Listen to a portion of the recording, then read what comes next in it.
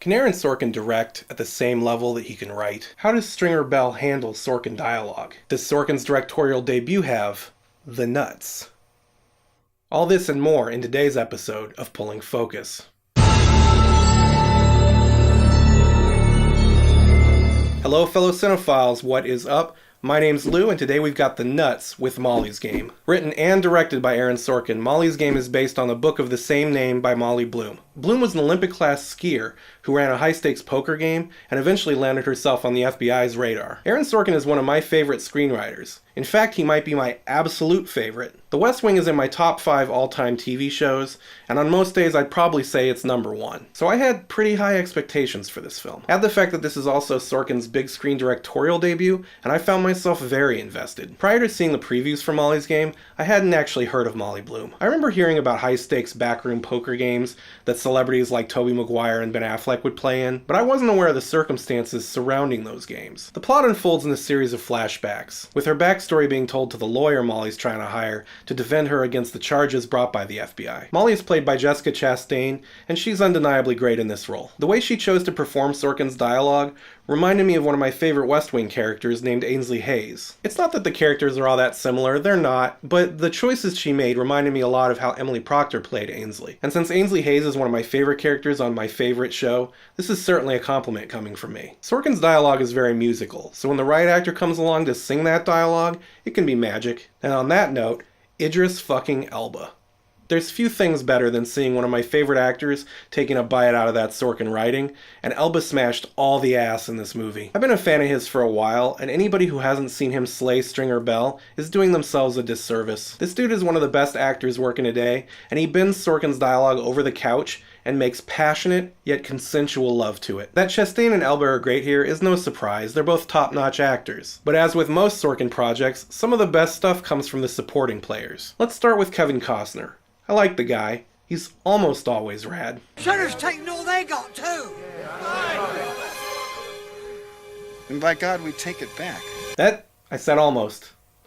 His work in Molly's Game might be the best I've ever seen him. He has a scene late in this film that hits some really sensational notes. My wife Tammy mentioned him as a standout, so you know it's true. Then there's Michael Cera. I've liked Cera in the past, with his work in Juno and Youth in Revolt as the standouts. And then I want to tickle your belly button from the inside.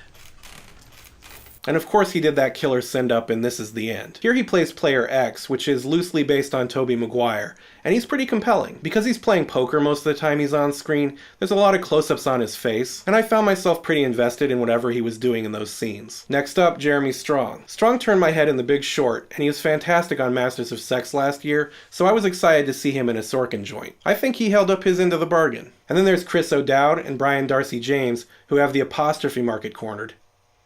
Seriously though, Chris O'Dowd is one of those rare dudes who can smash drama and comedy, often simultaneously. And speaking of smash, Brian Darcy James is also awesome in this. The first time I saw him was in a short-lived TV show called Smash, about a musical being prepped for Broadway. And I recently enjoyed his eyebrows on 13 Reasons Why on Netflix. Man, that show was fucked up. Can't wait for season 2. Finally, Bill Camp. His character was one I kept thinking about after the movie was over. There's one scene in particular that goes from hilarious to absolutely brutal, and much of the heavy lifting there was done by Camp. He was a standout in the miniseries The Night Of, and he does it here again. In addition to the wonderful acting, there's some pretty compelling poker playing here too. The film's not really about poker, so those scenes aren't to the level of something like Rounders, but those poker scenes are some of my favorite in the film. And I enjoyed the WSOP style graphics that popped up on screen during key moments. I'm going all in. Some people might find it off-putting, but for me, it enhanced those scenes. As you can probably tell, I really enjoyed Molly's Game. It's not perfect, there were a few moments that I found the directing a bit clunky, and one of the main criticisms you hear about Sorkin is some perceived sexism in the way he writes female characters. Whether or not Molly's Game continues to fuel those complaints, it's hard to argue that aside from Jessica Chastain, there's not much estrogen at the top of the call sheet here. And on that topic, I'm not gonna lie, I feel like Chastain's cleavage might have earned its own IMDb credit with this one. Tammy pointed out it's possible that the real Molly Bloom might have dressed that way. I'm not personally concerned enough to do the research into whether or not that's a fact, but if you dig flawless porcelain cleavage, this is definitely the one for you. Does it make me a sexist for noticing her cleavage? Does it make me sexist for feeling the need to acknowledge the cleavage? Probably yes to both. But aside of those issues, I really did love this film, and I hope Sorkin continues to direct features. When he does, I'll keep paying for tickets to see them. If you aren't stoked on well-crafted dialogue and nuanced acting, this ain't the one for you. But for me, it's like a sore dick. You can't beat it. Thanks for stopping by to chat about Molly's Game. If you like what I do or are feeling generous, please consider liking this video and absolutely subscribe to my page. That would warm the cockles of my heart. And please join me next time when I'll show you how to use edge sorting to improve your odds at Baccarat, Phil Ivey style.